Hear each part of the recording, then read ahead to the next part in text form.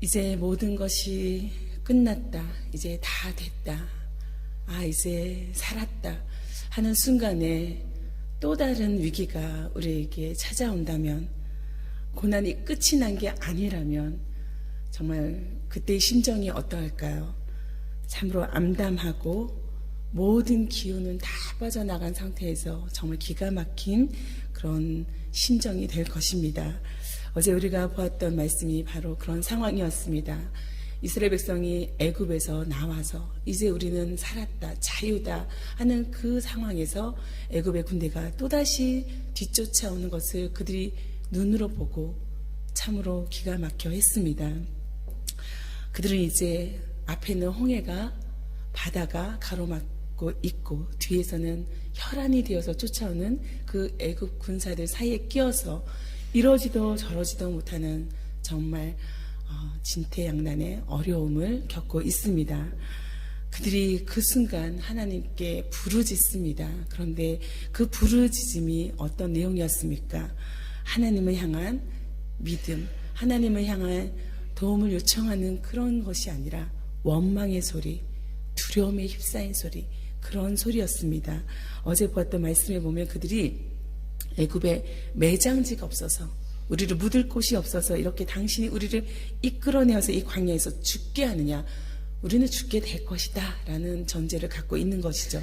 그러면서 어찌하여 당신이 우리를 애굽에서 이끌어내어 우리에게 이같이 하느냐, 우리가 애굽에서 당신에게 이른 말이 이것이 아니냐, 이르기를 우리를 내버려 두라, 우리가 애굽 사람을 섬길 것이라 하지 아니하더냐. 애굽 사람을 섬긴 것이 광야에서 죽는 것보다 낫겠노라, 차라리 그 이전이 더 나았다 라고 이야기하면서 지금까지 여기까지 온 것을 아무것도 아닌 것으로 만들고 있는 것입니다. 그러나 하나님께서 이 상황 가운데 모세에게 주신 말씀, 모세에게 요청하는 것이 무엇입니까? 너희는 두려워하지 말고 가만히 서서 여호와께서 오늘 너희를 위하여 행하시는 구원을 보라. 너희가 오늘 본 애굽 사람을 영원히 다시 보지 아니하리라. 여호와께서 너희를 위하여 싸우시리니 너희는 가만히 있을지니라. 이 말씀입니다. 여호와의 전쟁은 아직 끝나지 않았습니다. 10가지 재앙을 통해서 하나님께서 바로 왕과 또 애굽의 신들을 심판하시고 그들의 전쟁에서 완전히 승리하신 것을 우리가 보았습니다. 그런데 하나님께서 이제 또다시 이스라엘 백성을 위해 하나님의 전쟁을 행할 것을 말씀하고 있습니다. 하나님께서 싸울 것이다. 내가 싸울 것이니 너희들은 이 순간 가만히 있으라. 너희가 할 것은 가만히 있는 것이다 라고 이야기하고 있습니다. 지금까지 이스라엘이 한 것이 무엇입니까? 이 전쟁에서 이스라엘은 무엇을 했습니까? 그들은 하나님이 행하시는 구원을 보는 것이었습니다. 그리고 그 구원으로 인해서 하나님께 영광 돌리는 것, 그리고 하나님 앞에 유월절 절기를 지키면서 순종하는 것, 그 순종이 이스라엘의 몫이었습니다. 오늘 하나님께서 이 전쟁에서 어떤 방법을 또다시 사용하고 있습니까? 하나님은 길이 없는 곳, 도무지 아무것도 보이지 않는 그 상황에서 바다에다가 길을 만드는 것입니다. 우리의 상식과 한계를 완전히 뛰어넘어서 하나님의 그 놀라운 역사를, 그 능력을 오늘 행하고 계신 것입니다. 이 하나님의 능력 앞에서 이스라엘이 오늘 해야 할 일은 무엇입니까? 하나님은 모세를 통하여 요청하십니다. 모세에게 오늘 15절의 말씀을 통해서 말씀하고 계십니다. 여호와께서 모세에게 이르시되 너는 어찌하여 내게 부르짖느냐? 이스라엘 자손에게 명령하여 앞으로 나아가게 하고 지팡이를 들고 손을 바다 위로 내밀어 그것이 갈라지게 하라. 이 말씀입니다. 이 말은 너는 어찌하여 소리질러 내게 기도만 하느냐? 라고 꾸짖는 말투입니다. 이 이야기는 모세에게 더 이상 너희가 너 안에서, 심령 안에서 애원하고 기도만 하지 말고 믿음의 행동을 담대히 취하라는 것입니다. 이렇게 하라. 너의 그 지팡이를, 지금까지 보았던 그 역사를 계속해서 행하라라는 것입니다.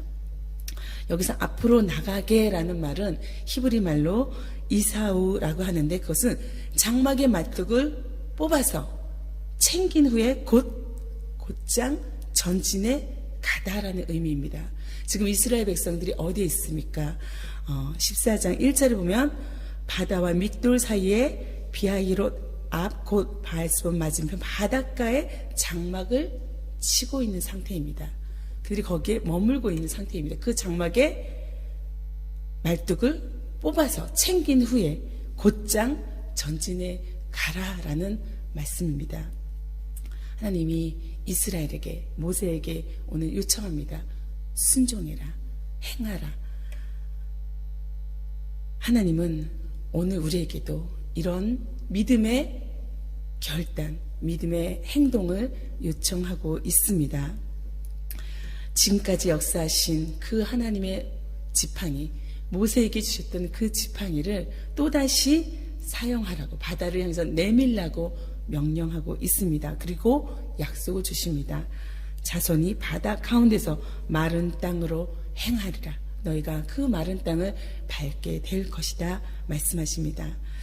그런데 이 하나님의 말씀에 모세가 완전히 또다시 순종할 때 정말 그 장막의 모든 말뚝을 뽑아서 나아가고 그 지팡이를 들어서 바다를 향해 내밀 때 그 순종의 시간에 어떤 역사가 일어났습니까? 말씀이 그대로 그들 눈앞에서 실현되는 것을 보게 되었습니다. 하나님은 먼저 구름 기둥으로 그들을 애굽의 군사로부터 격리시켜서 보호하셨습니다. 그들의 공격으로부터 지켜주셨습니다. 그리고 19절 20절의 말씀을 보면 이스라엘 진 앞에 가던 여호와의 하나님의 사자가 그들의 뒤로 옮겨가매 구름 기둥도 앞에서 그 뒤로 옮겨 애굽 진과 이스라엘 진 사이에 이르러 서니 저쪽에는 구름과 흑암이 있고 이쪽에는 밤이 밝음으로 밤새도록 저쪽에 이쪽에 가까이 못하였더라. 그들이 가까이 하지 못하도록 지켜주신 것입니다. 그리고는 바다를 향해 손을 내밀 때 하나님께서 큰 동풍을 불어서 사막으로부터 불어오는 그 뜨거운 바람을 계속해서 밤새도록 불러오셔서 바닷물을 물러가게 만드셨습니다. 그래서 물이 갈라져 바다가 마른 땅이 되도록 만드셨습니다. 길을 만드신 것입니다. 그의 능력을 행하신 것입니다. 하나님은 이렇게 능력에 있어서 한계가 없는 분입니다. 사람은 날마다 한계 속에서 삽니다. 때로는 한계점을 정해놓습니다. 여기까지. 내가 할 수 있는 것은 여기까지. 그리고 우리가 할 수 있는 것은 여기까지라고 정해놓고 사는 것입니다. 왜냐? 우리가 그 한계를 알기 때문입니다. 그래서 우리는 그 한계를 도저히 뛰어넘지 못할 때가 참으로 많이 있습니다. 그런데 하나님은 그 능력에 제한이 없는 분입니다. 때로는 우리가 가진 한계를 가지고 하나님의 한계를 지어놓을 때가 있지만 하나님은 그 한계를 뛰어넘는 분이신 것입니다. 왜냐? 하나님은 창조주이기 때문입니다. 하나님은 이 홍해 사건을 통해서 앞선 10가지 재앙을 통해서 행하신 바대로 그 목적대로 또다시 하나님의 목적을 성취하기 원하셨습니다. 그 목적이 18절에 있는 말씀입니다. 내가 바로와 그의 병거와 마병으로 말미암아 영광을 얻을 때야. 놀라운 일을 통해서 그 영광을 받을 때 애굽 사람들이 나를 여호와인 줄 알리라 하시더니 하나님의 하나님 되심을 나는 여호와임을 보여주는 것입니다. 나는 스스로 있는 자, 내가 하나님이다, 내가 참 주다, 내가 참 신이다. 이것이 하나님이 이 전쟁에서 보여주시고자 하는 것들이었습니다. 오늘 또다시 하나님이 보여주시고 있습니다. 나는 스스로 있는 자다. 나에게는 어떤 한계도 없는, 나는 누군가에 의해서 만들어진 존재가 아니라 존재를 존재케 한 그런 분임을 우리에게, 애굽에게 보여주고 있는 것입니다. 그 전능의 하나님께서 오늘 바다에 길을 만드셨습니다. 불가능을 완전히 가능으로 만드신 것입니다. 우리 삶 가운데 여전히 불가능해 보이는 것들이 무엇입니까? 이건 안 돼, 여기까지야 라고 우리를 한계 짓게 만드는 것이 무엇입니까? 그것은 내 능력입니다. 그러나 하나님의 능력에 우리가 집중하고 그것을 신뢰한다면 하나님이 행하신다면 우리는 그 불가능을 거뜬히 뛰어넘을 줄로 믿습니다. 이제 모세가 하나님의 말씀대로 그 말씀에 순종했더니 어떤 일이 벌어졌습니까? 정말 마른 땅이 드러났습니다. 홍해에서 이스라엘은 완전히 건짐을 받았습니다. 그들이 죽을 줄 알았는데, 여기서 매장지가 여기가 내 무덤이 될 줄 알았는데 그들은 그 길을 건너 생명을 얻게 된 것입니다. 그러나 그 땅에서 애굽의 군사들은 어떻게 되었습니까? 그들의 생명을 잃게 되었습니다. 이 기적적인 사건이 어떤 이들에게는 생명을 얻는 일이 되고 어떤 이들에게는 생명을 잃는 일이 된 것입니다. 구원과 징벌이 한 자리에서 이루어진 것입니다. 하나님의 놀라운 역사가 어떻게 나에게 적용되기를 원하십니까? 믿음의 사람들, 하나님의 사람들은 마땅히 구원을 소망할 것입니다. 우리는 어느 편에 서 있습니까? 믿음의 사람의 편에 의심 없이 하나님을 신뢰하고 나아가고 있습니까? 아니면 불안에 떨면서 두려움 가운데 사로잡혀서 여기에 앉아 있음에도 불구하고 의심으로, 불안으로 길이 보이지 않는다고 그렇게 원망하고 있지 않습니까? 오늘 하나님께서 우리에게 모세에게 요청한 것처럼 그런 요청의 말씀을 주고 있습니다. 여러분들은 분별하기를 원합니다. 어느 편에 살 것인지, 무엇이 순종인지. 그러나 이스라엘 백성들이 보여준 모습은 참으로 부끄러운 모습이었습니다. 30절과 31절의 말씀을 보면 그날에 여호와께서 이같이 이스라엘을 애굽 사람의 손에서 구원하심에 이스라엘이 바닷가에서 애굽 사람들이 죽어있는 것을 본 이후에야 그들은 알았습니다. 그들의 시체들을 보고 나서야 알았습니다. 이스라엘 백성들은 여호와께서 애굽 사람들이 행하신 그 큰 능력을 본 이후에야 여호와를 경외하게 되었습니다. 여호와와 그의 종 모세를 믿게 되었습니다. 이게 31절의 말씀입니다. 우리는 보고 나서야 믿게 됩니다. 그러나 하나님은 우리에게 보지 않고도 믿는 그 믿음을 요청하십니다. 왜냐? 이미 하나님은 너무 우리에게 많이 보여주셨습니다. 우리는 단지 우리의 영의 눈을 떠서 하나님의 행하신 그 구원을 밝히 보는 것, 그것이 우리에게 하나님께서 요청하는 것입니다. 많은 경우 우리는 문제에 집중합니다. 그러나 문제가 아닙니다.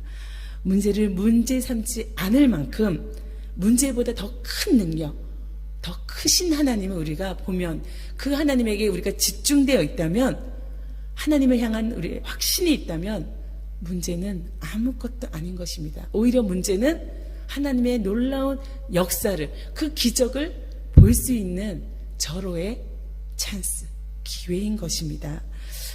하나님께서는 이 홍해를 건너는 사건을 통해서 이것을 분명하게 보여주셨습니다. 우리 앞에 있는 홍해, 우리 뒤를 쫓아오는 애굽의 군사는 무엇입니까? 여러분은 어떤 문제에 집중해 있습니까? 우리 교회의 문제는 무엇입니까? 그러나 이 교회는 문제에 매몰되지 않고 그 문제 위에 계신 하나님, 하나님의 능력에 우리가 초점을 두고 집중하고 신뢰하고 순종할 때 엄청난 하나님의 은혜를, 기적을 맛보게 될 것입니다.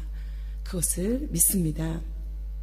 오늘 여기에 기도하러 나온 하나님의 백성들, 하나님의 자녀들은 그 능력에 집중된 사람이라고 믿습니다.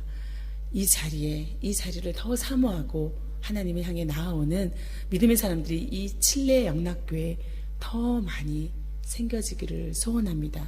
그리고 이 교회가 앞으로 나아가야 될 방향에 있어서 항상 사람이 아니라, 문제가 아니라, 사단의 게임에 아니라 하나님에게 집중돼서 늘 그 하나님을 중심에 놓고 하나님만 바라보고 하나님의 뜻에 맞춰서 나아간다면 하나님께서 이 오늘 주신 말씀대로 이 교회를 통해서, 이 일을 통해서 영광을 받으실 것입니다. 그리고 하나님은 참 하나님이 될 것입니다.